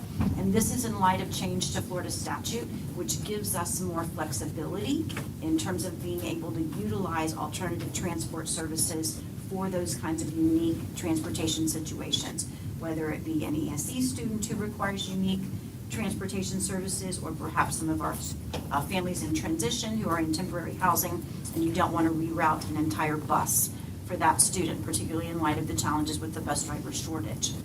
15.03, 15.04 are both revisions to existing positions. They are not currently staffed. These are things that are a part of our ERP implementation planning process, because as we continue to start to get closer toward working toward a job, an actual RFP for a new ERP system, the team felt like that we were going to need some additional analysts in order to work carefully with our HR team, our finance team, our purchasing team to plan for that ERP implementation by continuing the business process mapping and implementation strategy. But it's entirely up to the board in terms of whether you want to do this. But the idea, particularly with 15.02 and 15.01, would be able to allow us to move forward with some of those things in planning for the new school year. Thank you, Dr. Pace, for that explanation. Mr. Arguello, you're recognized. Yeah, first of all, I agree. I mean, I think that some of these may be necessary. Are they inconsequential or not? Do they need to happen now? There's a lot of questions regarding these things. Regarding this particular thing, computer technician, I don't know if anybody knows this, but there's a lot of computer techs in there that are pretty upset over some of the hiring practice that are there. So this is a great opportunity for our superintendent to go down there, check out what's going on, and this is a CIO. He's a CIO. So should we be hiring anyone in the information technology until our CIO superintendent can now go in and check? I mean, there's a morale issue there. That particular department has issues that need to be addressed with leadership. And so our superintendent should have the opportunity to go in there, look at the processes, and give his input. Otherwise, you guys are just, I mean, this is not a great practice. It's not wise. It's certainly not strategic. Thank you. I'll recognize Board Member Melendez and then Board Member Cahoon. Yeah, and a lot of times I come to the same conclusion as Mr. Arguello, but just a different path on how to get there. But to me, I'm looking at it as if I got hired as a superintendent, and those are very admirable things that Dr. Pace said. But like, for instance, 1503, hiring somebody to be just a full-time planner, that could be a consultant. So you're gonna hire a full-time position for a part-time function. Now, whether or not I agree with that or not, but man, that is the exact reason why you bring in a new superintendent, is to rethink the way that is. Because I can look at that from a business perspective and say, okay, I'm gonna spend $100,000 a year for a brand-new employee for so many years, when I could probably hire a consultant to do it for $50,000 to do the planning or negotiate something. Now, if he negotiates and can't find anybody to do it in that price range, or let's say that they negotiate and it comes $1 million to do that consulting, then you know what? Hey, instead of spending $1 million in consulting, I'd rather spend that money on a full-time employee. So to me, just me having that conversation alone logically says that is exactly the reason why you hold off and let the superintendent at least do that. And that's his wheelhouse. Like, unfortunately, what Mr. Arguello said, that's really his wheelhouse. So I just think that it's jumping the cart. The only thing I could possibly kind of support early is that transportation small vehicle operator, because I can see Mr. Creech saying that's something that's needed, and busing is always a problem. We just hired somebody to do staffing. I figured that we need to get transportation rolling, because that's always an issue. And Dr. Shanoff can fix that later, but I think that's the one that's the most pressing. We need to get the transportation fixed. Understood. Thank you. Board Member Cahoon? I just want to say, I think that it's important that our work continues now through June 26th, when hopefully a contract is agreed upon and voted in. I think Dr. Shanoff at that point in time has a 100-day or 90-day, whatever his was, plan of action. And at that time, he can review the processes and things that he needs to start with right away. I think pushing things off and delaying them is just going to front load the work that he has to do. And I think he is talented and insightful and can make those decisions at that time on what needs to change, especially since these are job descriptions and not actually things that we are going to be filling right in this moment. So with that, I make a motion to approve. Can I say something, Madam Chair, out of that, because she brought something up that I don't want to clear. Mr. Arguello's light is first. Is that okay? Can I recognize him first, please? You have a motion on the floor. You have to ask if there's a second first. Did you motion? I apologize. Thank you for that. We have a motion on the floor. Do we have a second to approve 1501? That's how we. Yeah, we have to do them individually. 1501? Do you have a motion? Do we have a second? Okay. Motion dies. I will recognize Mr. Arguello and then Mr. Melendez. I mean, so let me disagree. It's far more difficult to undo something that's been done than it is to address it initially with your own vision, right? To come in and into a hot seat that's already been done, you want to undo things. I mean, I don't think that you understand the irony here. We hired a guy who's literally the CIO, and we're going to make these, what maybe, I don't know if they're strategic or they're not decisions, but there's also, in addition, problems in this department regarding hiring that people have concerns over. So it only makes sense. It only makes business sense. No one's going to say, you know what, I'm going to ignore those things. We're going to make these decisions for that person in advance. Everybody holds off, right, takes their time, allows someone to make the decisions. Our district is not going to be impacted by this decision in any way, any worse than it would be by us actually doing it, which would basically, you would be unseating someone from a position if that's what the superintendent chose, or otherwise. I just think that, I mean, But it didn't have a second. I know. So I mean, it doesn't make a difference. We're on to 1502, but I mean, that was called on, so I was going to address it. So on to 1502. Yeah, because we did not approve 1501, which means that that motion dies. It has to come back. Did you want to? Yeah, Thank you, Mr. Arguello. Did you want to address some of?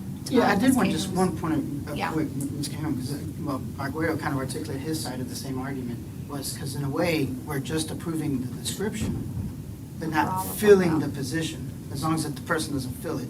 but then again, it's like, why create the position if you're not gonna fill it? So I could see both, you know what I mean? So I'm torn. So, well, 1501 died, but I'll motion for 1502, because I do believe Second. that is a position that is extremely needed in this district. Thank you. Motion by Board Member Melendez, second by Board Member With discussion. Board Member Arguello, with discussion. Go ahead, Mr. Arguello. Yeah, I just wanted to comment on the fact that I'm not sure that we should be paying this person any less. They're already underpaid.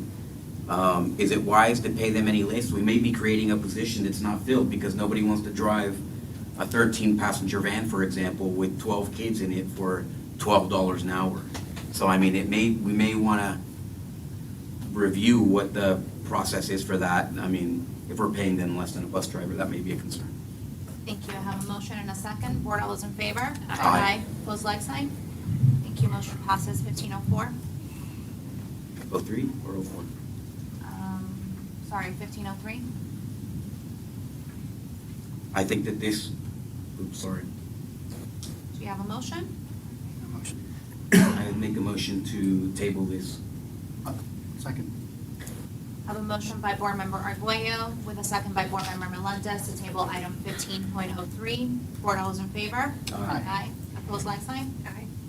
Motion passes 4-1. Thank you, Board. 1504. Motion to table. Second. I have a motion by Board Member Melendez, second by Board Member Arguello to table item 15.04. Board, all those in favor? Aye.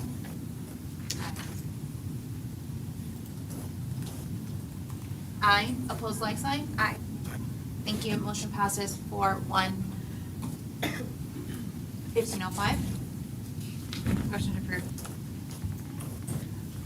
Second. I have a motion to approve item 1505 by Board Vice Chair Booth, second by Board Member Cahill, discussion by Board Member Melendez. Thank you, Madam Chair, and I apologize. I was focusing so much on the superintendent and looking at the Sure. what exactly, because consortiums are like a group to buy something. Like, what are we buying with the consortium?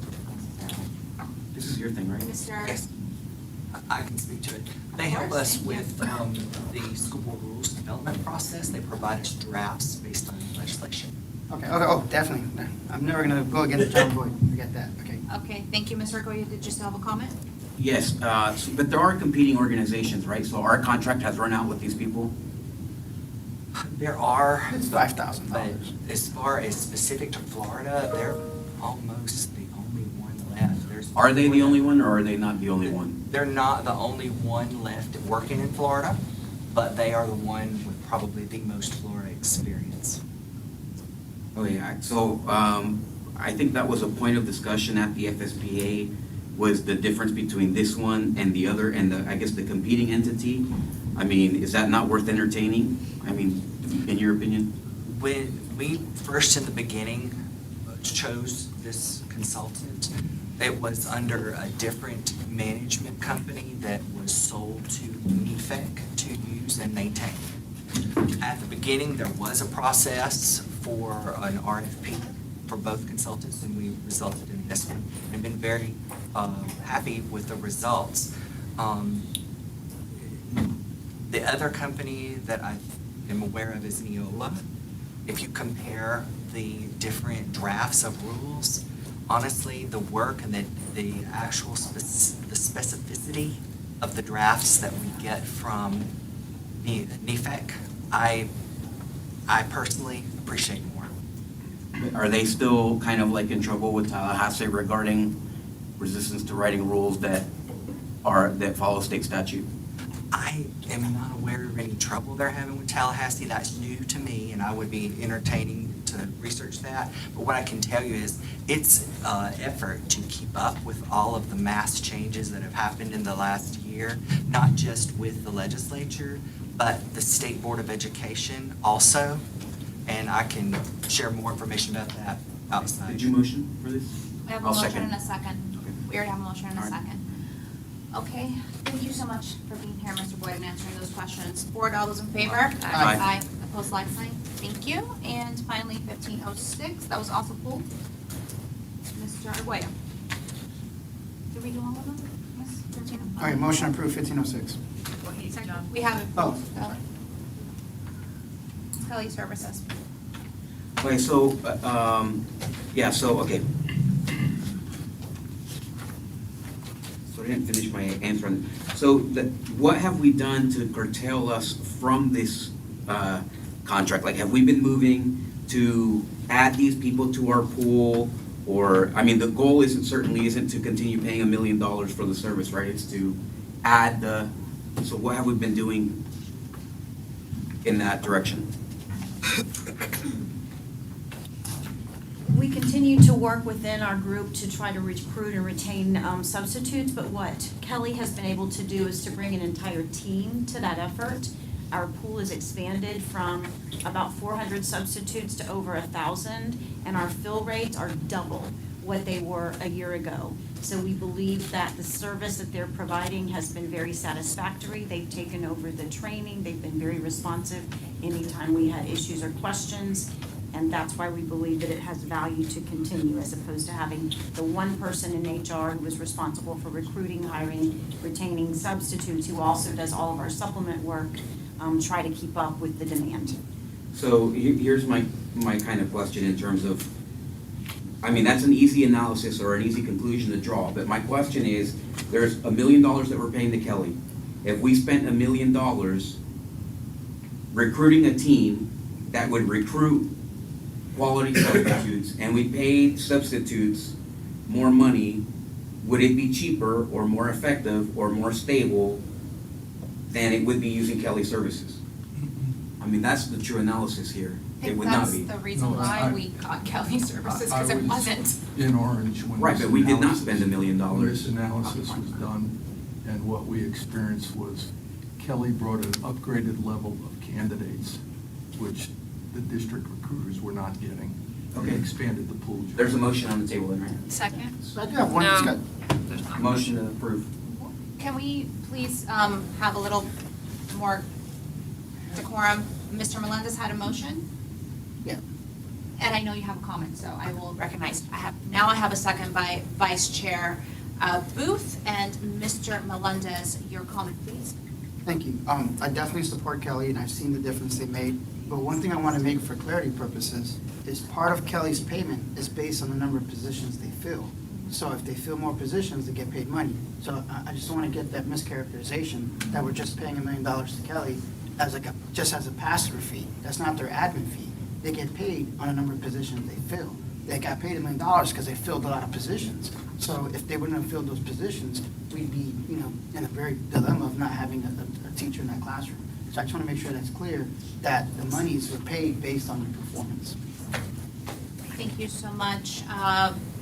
With a motion and a second, we still have discussion. Mr. Go Arguello? ahead. That's fine. Okay, board, all those in favor? Aye.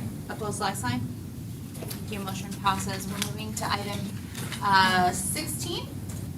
Motion to approve 1604. Second. I have a motion by Board Member Arguello to approve 1604 with a second by Vice Chair Booth. Board, all those in favor? Aye. Thank you. And item 17. Motion to approve 1704. Thank you. Motion by Board Member Arguello, second by Board Member Cahoon. Board, all those in favor? Aye. Aye. Opposed, like sign. Thank you. Motion passes. Item 18. Motion approved 1801. Second. Motion by Mr. Melendez, second by Vice Chair Booth. Board, all those in favor? Aye. Motion approved 1901. Second. Motion by Board Member Melendez, second by Vice Chair Booth. Board, all those in favor? Aye. Oh, do we have discussion? Yes. So again, wouldn't this be better to be a strategic decision with the superintendent, our relationship, and I'm talking about not our relationship with them or having one, but the disbursement of funds and how they work? Thank you for that question. I do believe we got at least 4 folks. Mr. Melendez, did you have a comment? Yes, ma'am. I was one that, back in 2008, because I knew that we had this waste management funds, to earmark the dollars to go to the foundation. So this isn't something new. The district has been doing it for a very long time. The foundation provides many scholarships. They support our Take Stock in Children. They have the Kids Closet. There's the monies that are going to the foundation to support that effort, or the return on investment. I don't even need an analysis for that return on investment. So now, if the superintendent wants to come up with new ways to come up with money to support the foundation, that's a different discussion. But to take away something that they already have, and that's already in motion, and that's already successful, to me, that's not the way to move the district forward. Because a new superintendent can come in, but I want the superintendent just chopping up everything. You know what I mean? It's like they have to be strategic. And the relationship that we have with the foundation and the tremendous work that they do and that I've seen, you know, everyone sees the scholarships. That to me, I don't want that to be a part of that. No, that's for you, Oh. about what you were just speaking of. Oh, okay. Thank you. Was that it? That's it. Okay, thank you so much for your comments. Once again, it seems like we got 4. Mr. Arguello? Well, I didn't get your take on this. I already spoke on it. Yes, but the vote. We didn't vote on it, did we? Yes, we did. Oh, As I you voted were- yay, yeah. Okay, great. So passes 19-1. And we do not have 5, yes. We do not have public comments, is that correct? I'm giving you an opportunity to come and hang out with us for a little longer if you have comments. We'll take them. Absolutely. You like comments? No? Okay. Thank you so much. Attorney, comments? Yes, two quick items. I'm going to be sending you 2 items this week. One is a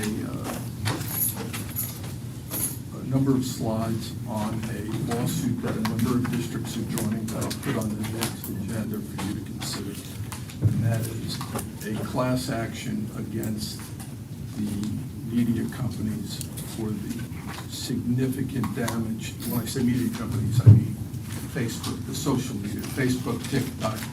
When you read this, you will see the magnitude of the damage that's been done to kids, and deliberately, where they've been warned, don't put something on that teaches someone how to commit suicide, but they leave it on. And the byproduct and impact on school districts and counselors have been enormous. And so this is much like the dual litigation, but this is the social media. So I want you to read it ahead of time so we can have a good dialogue on it. The only other item I want to tell you on a matter of personal privilege, I want to compliment you and tell you that I've never seen you act better as a board than in your dealing with the superintendent search. You had a diversity of opinions, you respected each other, you collaborated, you listened to the public, and you made a decision. And it is a great model for how we can go forward and really move the district ahead. And I think it was founded on, I watched each of you, a great deal of respect. And as the lawyer, I'm very proud of the fact you did listen and didn't talk to each other and kind of stayed in the corners of the room. So I got reports back, so I thank you for that. I see what you said, sir. Thank you. Board, any other comment before we adjourn? Okay, thank you. We'll see you in 2 weeks. Meeting adjourned.